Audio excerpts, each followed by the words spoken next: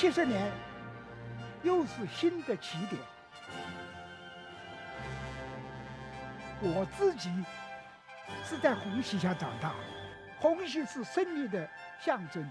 红旗中我改了54年。想趁此机会考萨老师。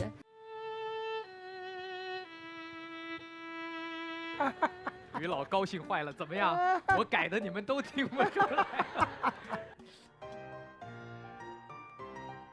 解放区的天是明朗的天，啊！解放区的人民好喜欢。1949年的5月26号的晚上，我们随解放军进了上海。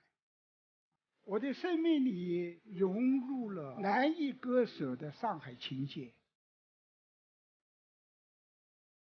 我从衡山路把他送到建国西路，他又把我送回了华山路。我说我怎么好放心你一个人回去呢？我又把他送回了建国西路，一夜没睡。不能忘的，我不能忘的。我的生命完全融入了国家的前途，我太幸运了，我也太幸福了。开讲了加上海，本期演讲者吕其明。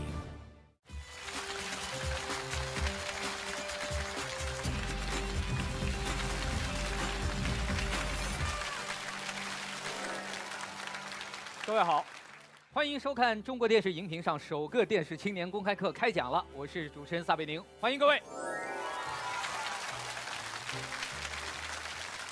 云南白药气血康植物补益，改善神倦乏力，感谢云南白药气血康口服液对本节目的大力支持。今年是一个特别的年份，新中国成立70周年，同时也是上海解放70周年。我们开讲了，策划了一个特别系列，叫开讲了加上海。各位游客请往这边看，这边是著名的外滩，站在外滩看向对面是哪里啊？浦东陆家嘴，就在我们身边就是上海最具标志性的东方明珠塔。70年，我们的艰苦奋斗，我们的发展，我们的成就，似乎都凝聚在了两岸这一幅又一幅壮阔的画卷里。这70年当中，上海也一直是中国文化建设的一个非常重要的基地。别的不说了，上海被誉为是中国电影的发祥地。说到电影，除了演员，除了情节，还有什么是能够让大家记住电影的？音乐，对吧？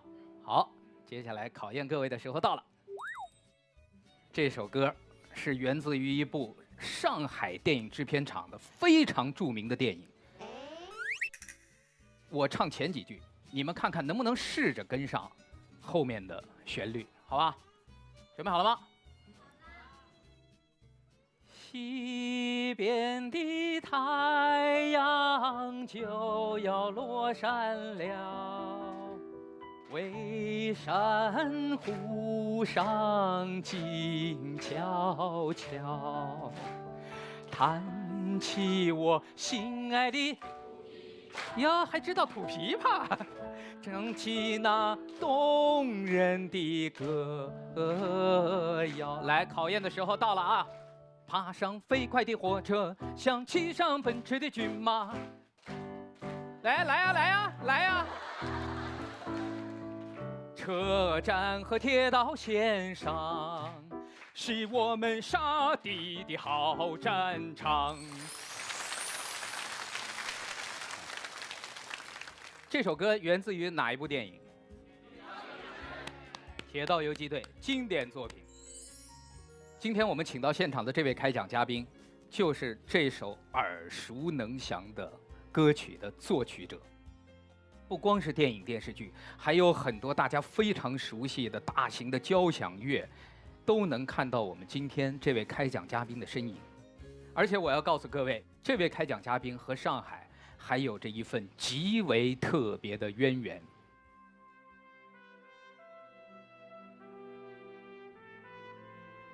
我已经是好几十年没有来了，简直认不出来了。进上海，首先是到北站，小朋友，你们知道这是老北站吗？哎，好好是。它这个北站跟那个上海站不是两回事。这个就是当时上海的大门，我们是坐火车进来的。5月26号的晚上，我们是从这儿走过来的，进这个大厅的。哎，这个外形还是很熟悉的。这个就是我们进上海第一夜过夜的那个大厅，条凳上度夜的。第2天上海就解放了。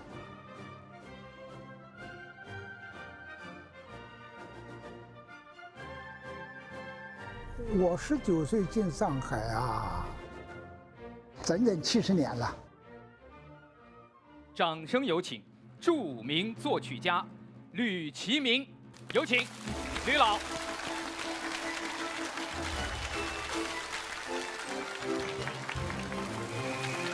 挺好，吕老，来，你慢慢的，慢慢走，慢慢走。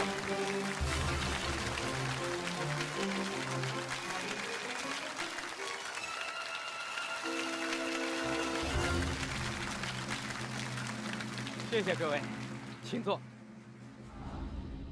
大家先猜一下吕老的年纪有多大？60、80，怎么还越猜越往上了呢？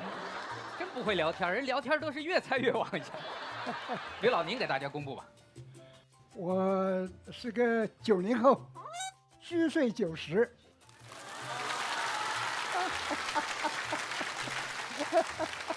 吕老尽管身体非常健康硬朗，但是腰好像时间久了还是会受不了。我们给您准备了个椅子，咱们坐着聊更踏实，好不好？我还是站着讲吧。您站着，他们都不好意思坐着。对，您一坐着，他们就踏实，是吧？来，吕老，您坐。谢谢你们。刚才说到吕老和上海这座城市的渊源，1949年5月26日那一天，巧在什么地方？我的生日。而就在第2天，上海宣布解放。所以我们这个队伍走在上海的马路上，我们就感觉到这个两边的这个市民啊，都投来了一种非常神奇的、非常不解的目光。怎么来了这么一支男男女女的，这么一个部队啊？而且还有了大号，还有这夹着小提琴盒子，那难道这个土八路还有这个洋玩意儿吗？但是两边的市民对我们都非常非常的欢迎。我们文工团下工厂也在这个剧场演出，那时候唱什么歌啊？当然你们都不知道。解放区的天是明朗的天，是吧？解放区的人民好喜欢，沿着政府爱人民呀，大家的人情说不完呀，嘿嘿啊，是吧？这个当时非常非常流行。从那一天起，吕老的根就扎在了这座城市，带给我们一首又一首经典的作品。接下来，我就把这个讲台留给您，掌声有请吕老为我们开讲。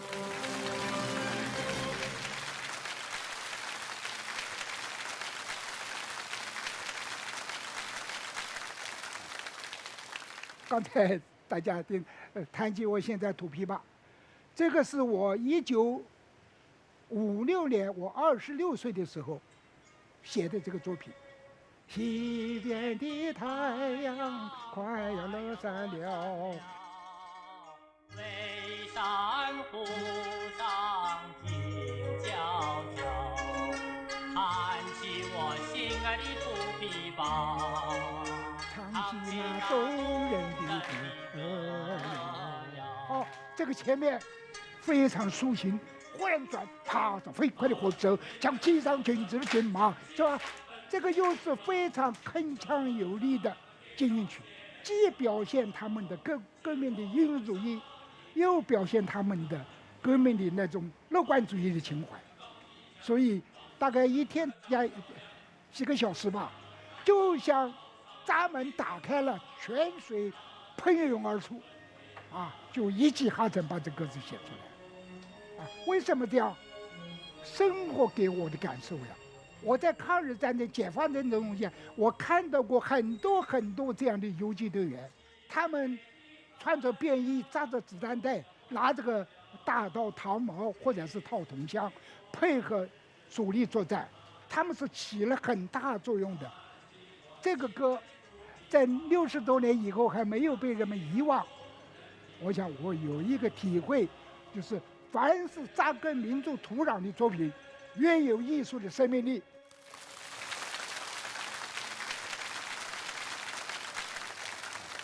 回过头来想想我自己这么多年走过的道路，感慨万千了啊！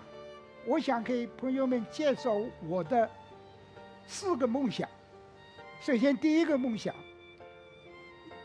，1938年我8岁的时候，当时正是抗日战争最艰苦的时候，我们家乡来了新四军，他们皮带上都是那个子弹带这个波克枪非常神奇的。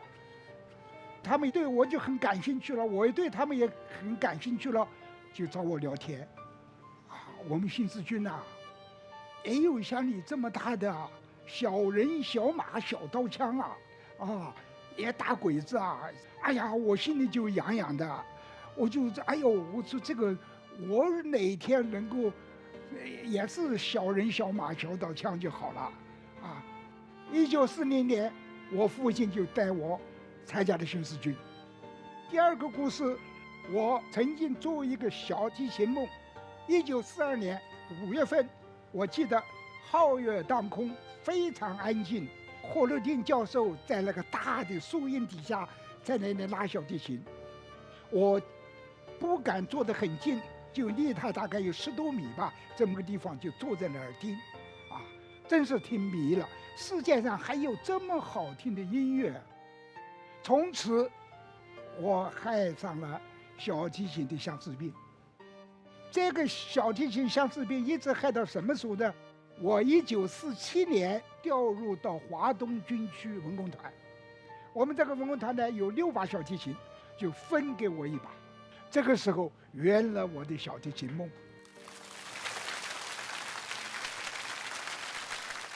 第3个梦，电影梦。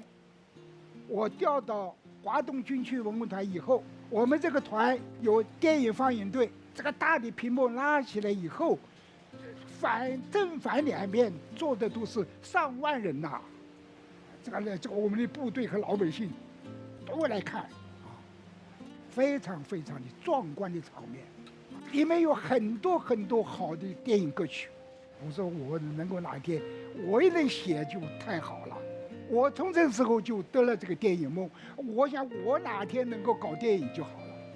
到1949年11月16号，上海电影制片厂成立，领导决定我们这个一团全部转业到上海电影制片厂，大家都脱下了我们深爱的军装成为电影这个大家庭中间的一员和电影结下了不解之缘，一下子就70多年。每当明月升起的时候，我上一问不能眠。谁不说俺家乡儿呀？第4，音乐梦。1946年，我们的整个的部队转移到山东。当时到了鲁南，就缴获了一批战利品，1架钢琴，一批唱片，一个留声机。当贝多芬的田园交响乐第6交响乐放的这个过程中间，我们的大哥哥大姐姐们进入了梦乡，都在睡觉了，唯独我在那儿听得非常出神我真是听迷了。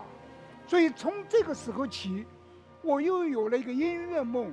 我就想我哪一天我也能够写这个音乐多好啊！50年代初，我们单位保送我到上海音乐学院，给我插上了音乐的翅膀。4个梦想都美梦成真，能够这么样走过70年，我太幸运了，我也太幸福了。我写了这么多东西，时间是最好的试金石，人民的心是最好的裁判员，而这个里面，大家最能够记得的就是《红旗颂》。1965年的2月，当时各个单位都把新作品报到音乐家协会来，当时一些老前辈们就研究了以后，现在不记得是哪位老前辈，吕新民，你改写一个。我说我不行，我写不了。但是呢，老前辈们都同意，这对我来讲是一个很大的挑战，啊！但是我也感觉到这是一个难得的机遇，啊！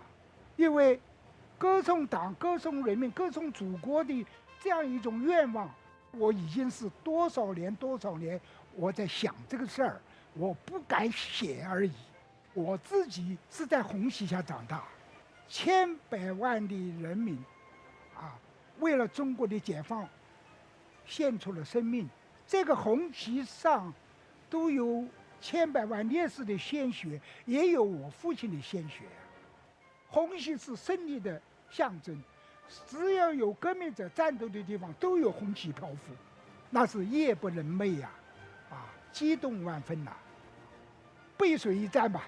我1951年调到北京，我在北京工作了4年，每一年的5一和11都要通过天安门接受中央领导同志的检阅，大家都是热泪盈眶啊，高呼口号就这种感情，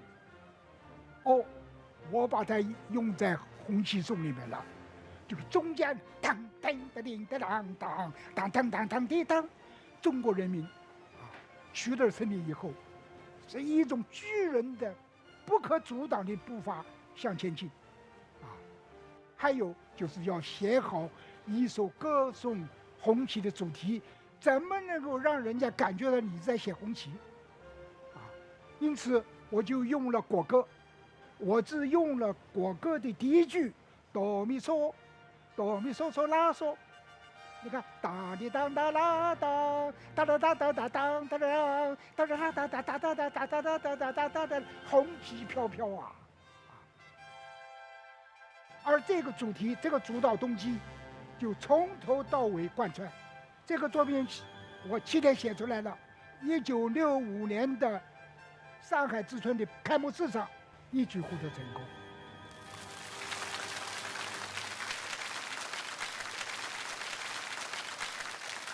那么从那时候起，很快这个作品就在全国就传遍了，都在演奏了。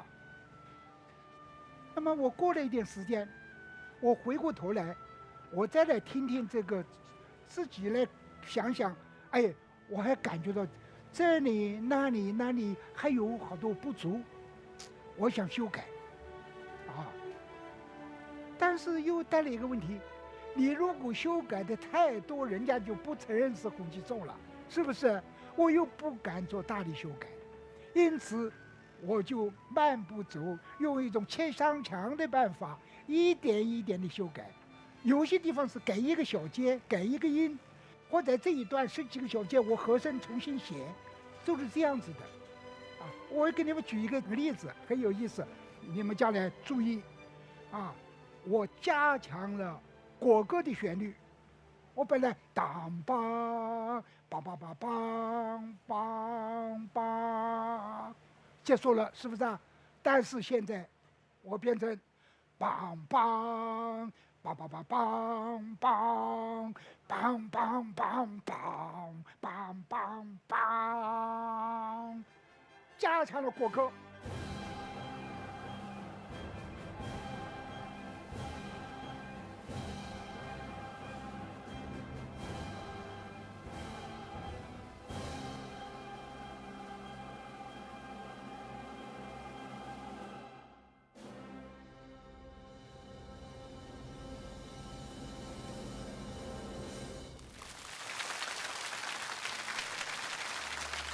就是这么样逐渐加工的。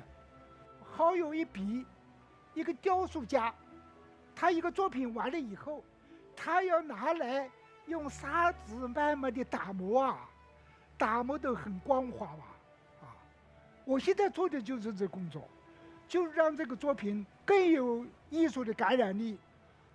我希望这个作品能够留下来。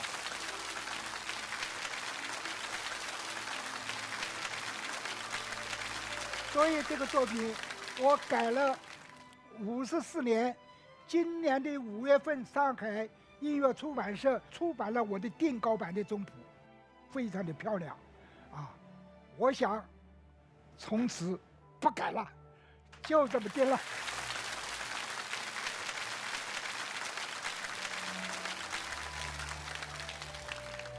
今天早晨我4点钟醒来。我很激动，我有了灵感，因此我记下了这么一段文字，我想和朋友们共享。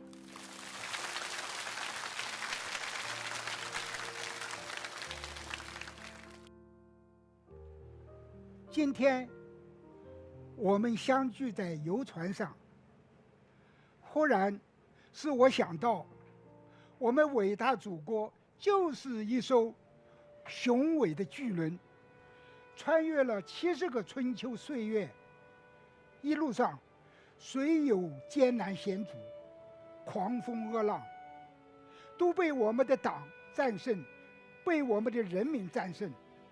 70年又是新的起点，承载着我们的初心和使命，为了实现中国梦，披荆斩棘，勇往直前，必将抵达更辉煌的理想彼岸。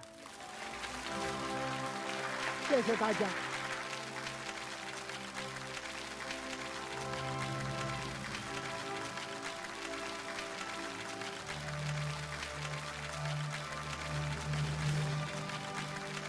谢谢大家。整个的开讲一气呵成，一个90岁的老人，中间没有1分钟的停顿，而且充满了激情，充满了力量。现在你们才知道，如此大气磅礴的作品是怎样的灵魂才能驾驭和诞生的。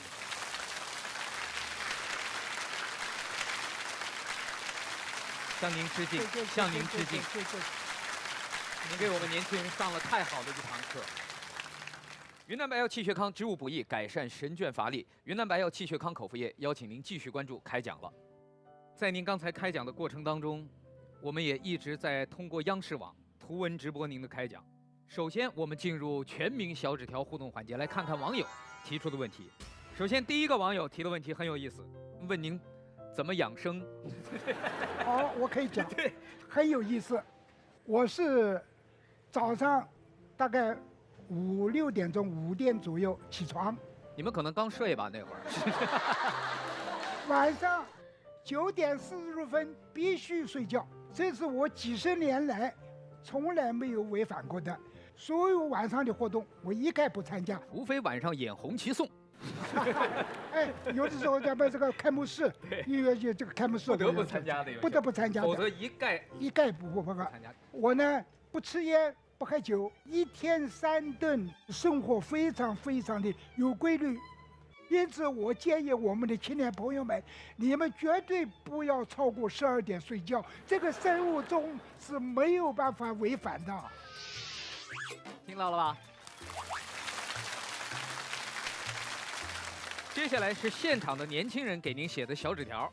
他说：“今天因为我们的主题啊，讲述的是上海这座城市，有没有哪一条路，在上海对您来讲是具有特别意义的？”这个有。我谈恋爱的时候一条路，我的老伴儿叫李凌云，这个不幸他2年以前去世了。我们相濡以沫将近70年。他15岁的时候参加八路军，我17岁就到了华东军军红团那么我们就在一个团了。转业以后进了上海电影制片厂，那时候没有集中的场地，都是分开的。他那个演员组是在建国西路，我这个音乐组呢是在华山路，就完全是两个地方。那么根本就没有这个事儿，是吧？没有机会碰到一块儿。没有机会。但是呢，18、9岁、20来岁这个大姑娘啊，亭亭玉立了，就有人就是打出来主意了。就有一个大哥哥叫铁牛，不知道你们知道不知道？这个演员呢？对，他就在中间着急了，他就想追这个小李这个人不怎么样，不行，他要吃亏的，他就跑到我面前讲：“小老弟啊，小李对你印象很好啊，美丽的谎言了，到他那儿去说，哎呦，小李对你的印象很好啊。”两边吹黄，撮合。那这样，我给你们找一个地方，你们去聊聊好吧？他就给我们找了一个衡山路，非常非常的安静，我们就聊天了，谈到12点。您说您从来没有12点过？从来没有过。终于抓到了一次，难怪吕老说，除非迫不得已。我就从衡山路把他送到建国西路。接着小李就讲：“哎呦，你这么回去我不放心，我要送你回去。”他这样就把我就送回了华山路。那得凌晨1点了。哎，走到华山路以后，我说我怎么好放心你一个人回去呢？我又把他送回了建国西路，一夜没睡。还有，那您说，80年代我们很多的老战友。当时就劝我，你们赶快要买墓地呀！很多人都买了墓地，我们2个人考虑来考虑去，我们不买，我们要向总理学习，向小平同志学习，他们都是回归大海的人嘛，来自自然，回归自然呐。2018年10月份，他海葬。我要去，但是当时说是老人和孩子不准上船，所以我就没有去。但是我写了一篇祭文，就是和国徽一起，撒到大海中间去。最后一句是，终有那一天，我在大海里和你相聚。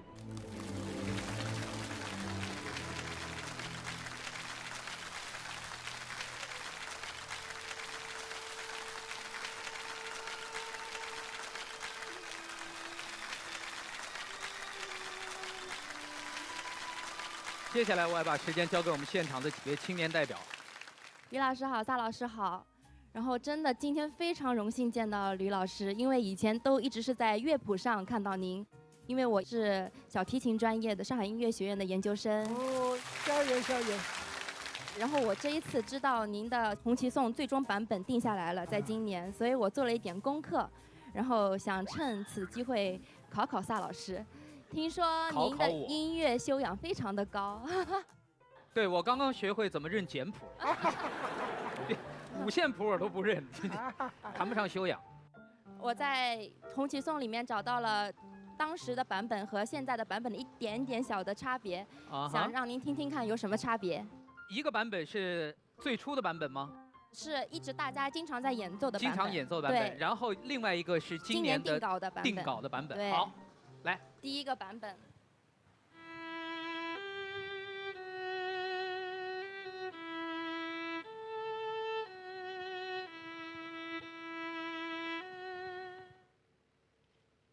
好，接下来是第2个版本。第2个版本。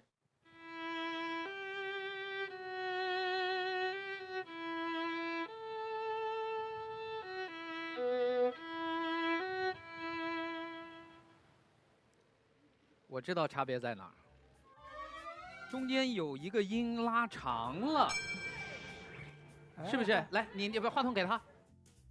拉长蛮多的。拉长蛮多，我们音乐里不叫蛮多，你得告诉我拉长了几拍，大概。大概是2拍。原来是几拍？我还不是音乐专业的。于老高兴坏了，怎么样？我改的你们都听不出来。这个二题的和声上稍微做了一点小的调整，不是主要的旋律，所以你一般的人听不出的。但这就是我的一个问题，就是如果观众都听不出来，您为什么要改它？这个就是从和声本身、和声的进行等等，让它更顺畅。哒来哒滴哒哒哒，1、2、3、4，我是用一个和弦，哆，对吧？这是很好。但是你到中间，哆来哆西来啦嗦，呀咚咚咚咚，这个音都一样，就动力性不够了。因此我就把本来是一个和弦，我就改成4个和弦了，嘣嘣嘣嘣，当然走起来，这个就中间就改动就很大了。你一般的观众听不出的，但是你从作曲的角度来看，你这个4拍用一个和弦是用在快的地方是不对的，这是一般的常识，应该把它改掉。之前一直在演奏您的作品，那个版本已经深入我们的心了，对，演奏的非常习惯，也觉得效果非常的好。但是您后来又修改了版本，我们在演奏的时候突然就会很不习惯。我只能这么回答，这个演奏啊，他有一种习惯，他熟悉了以后，他就觉得这个很好。他到了那儿，他习惯性的他习惯。但是作为作曲家来讲，他要根据他的标准，我改到什么情况底下符合我自己的标准，这个就和演奏者有一定的距离了。你应该问吕老师，您确定真的不改了吗？对，真的不改了，真的不改了。真的不改了，您别把话说得太满。您这么精益求精、追求完美的一个人，我觉得搞不好过2天，您会不会跟出版社说，把这个再拿回来，我再看看？哎呦，这个也不完全能够排除这个可能性。好了，出版社该哭了。那吕老师，我作为一个演奏者来说，我现在也拉了很多的新作品，但拉的时候我终归感觉就是他们更加注重技巧性，一些新的花样，反而让演奏者觉得说不知道他想表达什么，拉起来也挺痛苦的，心里面不像拉您的一些作品的时候非常的畅快，很开心的就把这9分钟拉完了。所以说，您对于现在这个作曲家的那些情况，你有什么样的看法吗？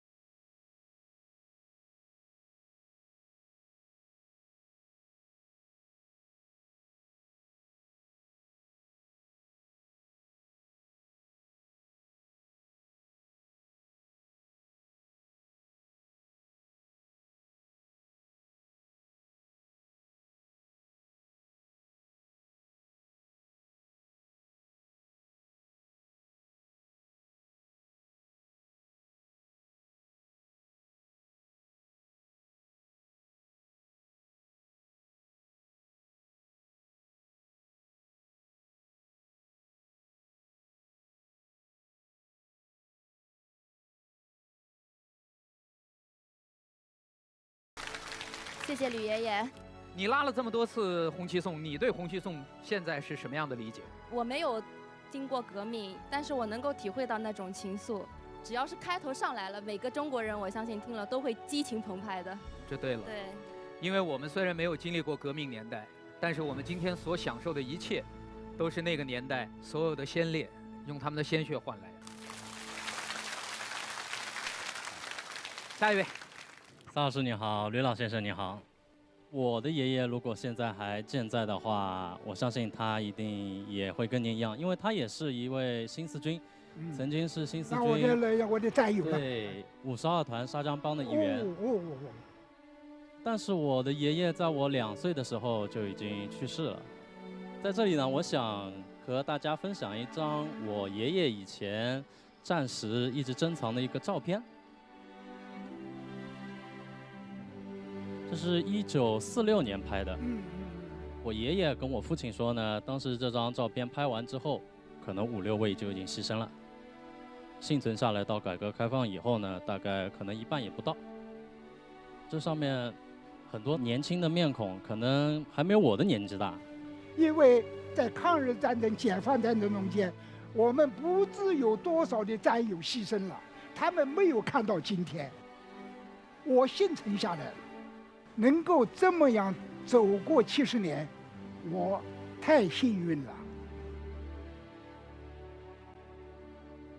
不知道大家观众有没有跟我一样的感觉？您是一个非常健朗、非常积极向上的一位老人，充满能量的。对，充满能量的一位老人。那反观像我们呢，我已经马上要30岁了，每天晚上可能看着我第2天要上班，心情就比较消沉。不知道您是怎样一直保持您的积极向上的一种心态呢？我给大家讲个故事，好吧？1943年，在新四军第74个文工团工作的时候，日本鬼子集中了5万兵力，对我们这个抗日根据地进行扫荡。到傍晚，瓢泼大雨，但是还要转移啊，新军啊。就在这个情况底下，我们就几乎走了1夜。那个讲述新军呐，他不如想从地下爬呀，伸手不见五指，上面瓢泼大雨。到了第2天，我们走到了一个整个的大的山谷里面，结果被敌人包围了。我们的警卫团和敌人展开了肉搏战，我们无处躲无处藏的，上面是敌机来狂轰滥炸。师部决定赶快突围。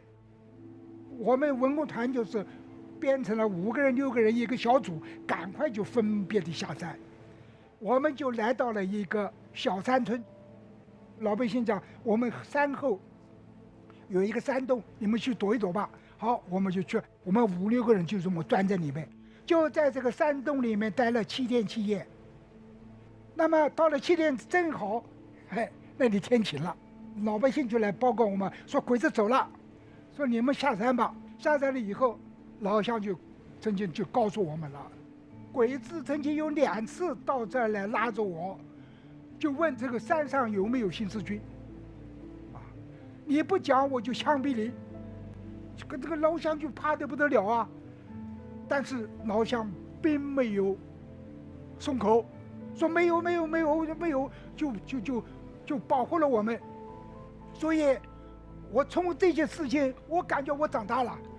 我们的国家牺牲了多少的生命，才换来了我们国家的新生。而我就在这一个新生中间，我是其中的一份子。所以我觉得我现在每一刻我生活都是非常非常的潇洒，非常非常的乐观，非常非常的幸福。我觉得我现在一切我都无所求。我只有在我生命的最后阶段，能够为祖国为人多做一点事情，别无所求。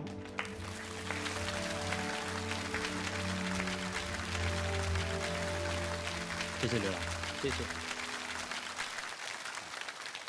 萨老师好，吕爷爷好。其实我算是一个新上海人，然后我的家乡在井冈山。我想问下现场的观众，就是你们提到井冈山的话，第一印象是什么？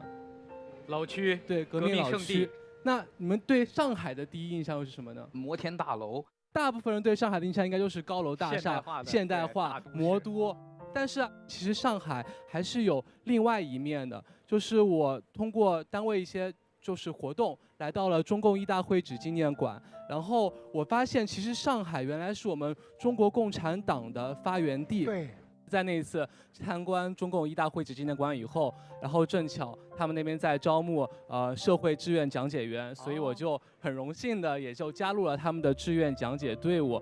我记得在去年的1年的时间内，其实是有147万的，有那些还在蹒跚学步的小孩，也有就是步履蹒跚的老人，同时呢还有很多外国的游客来到中共一大会址参观。这一方面确实非常非常重要。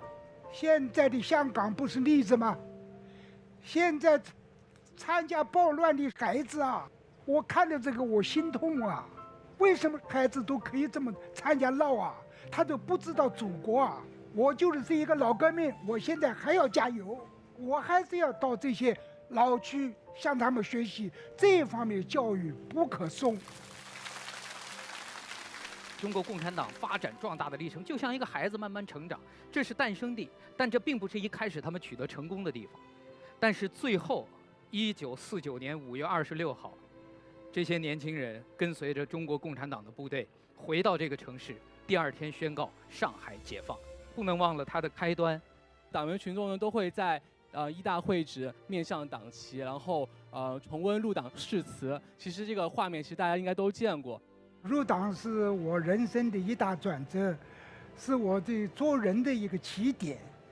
1945年的9月1号，我在老乡家里，在一个油灯下，面对党旗向党宣誓，我参加中国共产党。从那个时候起，我觉得我的生命完全涌入了国家的前途。是党把我从一个一无所知的孩子，一个10岁的娃娃，培养成了这样一个有决心的军人，敢于承担的文艺工作者。本节目由金鸿魔法冰箱赞助播出，金鸿冰箱给你健康。刚刚也说到，其实您现在一直以来都在保持创作的一个就是历程。今年是中华人民共和国成立70周年。那么在这过去的70年里呢，其实我们整个中国的变化是非常非常大的。那么我想问您的是，就这70年的变化对您的作品的创作是不是有什么影响呢？我在这里生活了70年，特别是上海的奇迹般的变化，我是感慨万千呐。我在50、60年代，我到浦东的时候，都是农田，这个小阁楼的房子都是茅草棚的房子。后来逐渐的在改变，一直到最近，这个已经是很多地方超过了浦西了。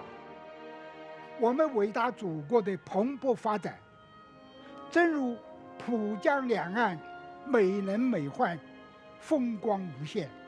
在18大的时候，我写了一个交响组曲《使命》，这个是我和陈金光同志合作献给我们党的战斗历程的一部比较大的一个作品。